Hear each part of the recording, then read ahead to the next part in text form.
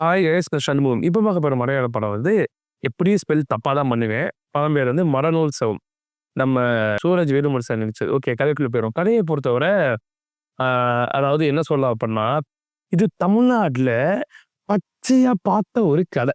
நம்ம central PM election நடக்கும்போது, பச்சையா தமிழ்நாட்ல எல்லாரும் பார்த்த கதை. அதாவது ராமநாதபுரத்துல ஓபிஎஸ்ன்னு ஒருத்தர் இருந்தாரு. அவர் மட்டும் தான் ஓபிஎஸ். ஆனா ஒரு 10, 5, 6 ஓபிஎஸ் இருந்தாய்.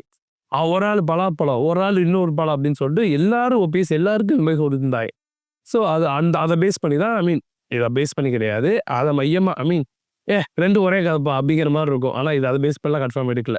கதைக்குள்ள போயிரும். ஸோ கதைய பொறுத்தவரைன்னா கம்யூனிஸ்ட்காரங்க இந்த சைடு இன்னொரு பார்ட்டி சரிங்களா?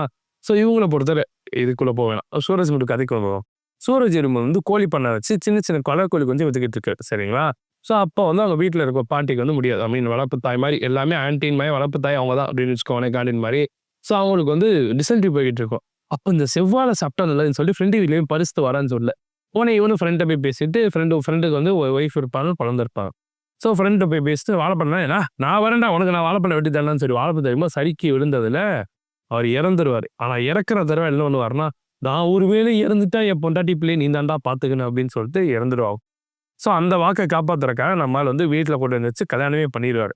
இதனாலே ஊர் முழுக்க வந்து நம்மால வந்து வாக்க காப்பாத்திட்டாடா வாக்க காப்பாத்தினால ஓரளவுக்கு ரொம்பலாம் தெரியாது ஓரளவுக்கு தெரிஞ்சு போயிரும். ஆனா அது காரணம் கிடையாது. ஸோ அதுக்கப்புறம் என்ன ஆகும் அப்பன்னா வந்து கேண்டிடேட் 2 கேண்டிடேட் கம்யூனிஸ்ட் சார்பா இன்னொரு கட்சி சார்பா ஒரு கேண்டிடேட் நிப்பாங்க சரிங்களா? அந்த கேண்டிடேட்டோட பேர் வச்சவன் தான் வந்து நம்ம சூரஜ் இருமுடி சரிங்களா? ஸோ அத என்ன பண்ணுவான் ஏன்னா கம்யூனிஸ்ட் சைட்ல வந்து அவனையும் நிக்க குழப்பி விட்டுருவோம். 2 பேர் இருக்கே நம்ம யாருக்கு ஒண்ணுன்னு தெரியாம இன்னொருத்தர குத்திறான்னு சொல்லிட்டு கூப்பிட்டு வச்சு ஃபர்ஸ்ட் பண்ணுவாங்க. இதனால அந்த எலக்ஷன்லாம் முடிஞ்சிடும் நல்லபடியா முடிஞ்சிடும். ஆனா இவனுக்கு பெரிய லாஸா இருக்கும். கோழி பண்ண செத்து போய் எதுவும் விக்க முடியாதுன்னு சொல்லிட்டு பயங்கர லாஸ்ல ஆள் டவுன் ஆயிருவான். ஸோ அதுக்கப்புறம் கஷ்டப்பட்டு எல்லாத்தோட மேல வருவான். பார்த்தா ஜெயிச்சவன் செத்து போயிட்டான்னு பை எலக்ஷன் வந்துரும். "ஏய் என்னடா பண்றீங்க?" அப்படிங்கிற அளவுக்கு காண்டாயிருவாங்க. அப்போ வா அப்போ திரும்பி இதே மாரி பண்ணுவோம்னு சொல்லிட்டு அவன் திரும்பி அதே கேண்டிடேட் நிக்க போறான். அப்போ உன் பேர் எனக்கு இவங்க உஷாராயி ஆளுக்கு ₹10,00,000 அப்படின்னு நம்போது இருக்காங்கன்னு சொல்லிட்டு 2 பேர் இருப்பாங்க. ஸோ அவங்க என்ன பண்ணா ஒரே ஒரு ரிவால்வர் வச்சுட்டு இவன கடத்திட்டு ஊரு பூரா சுத்திக்கிட்டு இருப்பாங்க. இந்த நீ வந்து எங்களுக்கு 10,00,000 தரேன்னாய்ங்க. உனக்கு 3,00,000 தான் தரேன். ஆளுக்கு 3,00,000 அப்படிங்கிற மாரி 10,00,000 3,23,000 பிரிச்சுக்கலாம்னு சொல்லிட்டு இவங்க டீலிங் போட்டுருப்பாங்க. இந்த டீலிங் அவனுக்கு பிடிக்கலனாலும் பரவாயில்ல. பொண்டாட்டி பிள்ளைங்கலாம் இருக்காங்க. கொஞ்சம் கஷ்டம். ஒரே மண்ல இவ்வளோ அமௌண்ட் ஆகுதுன்னா ஒர்த் அப்படின்னு சொல்லிட்டு முடிவு பண்ணிருவான். முடிவு பண்ணிட்டு நேரா பார்ட்டி ஆஃபீஸ் போனா, பார்ட்டி ஆஃபீஸர் வந்து இந்த பார்ட்டி ஆஃபீஸர தூக்கிட்டு போயிடுவாரு நல்லா கடத்திட்டு போய்.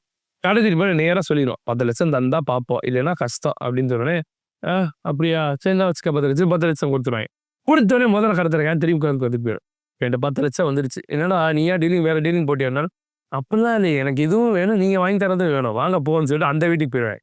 அந்த வீட்டுக்கு போனா அவன் ஏறி ஒரே மிதி. "உன்னால தான் நான் எலக்ஷன் தோத்தேன். இந்த தடவ உயிரோட இருந்தா நான் இப்பயும் தோத்துருவேன்டா." "அதெல்லாம் கரெக்ட் தான். ஆனா நான் செத்துட்டேன்னு ஜெயிலுக்குள்ள போயிருவியே. அப்புறம் எப்படி எலக்ஷன் நிப்ப?" அப்படின்னு சொல்லிட்டு பேசினாலே சார் இப்ப சார் என்ன சொல்லுவான்னா, "சரி நான் எலக்ஷனே நிக்கல. எங்கடா ஓடி போயிறேன். ஆனா எனக்கு 25,00,000 தரணும்."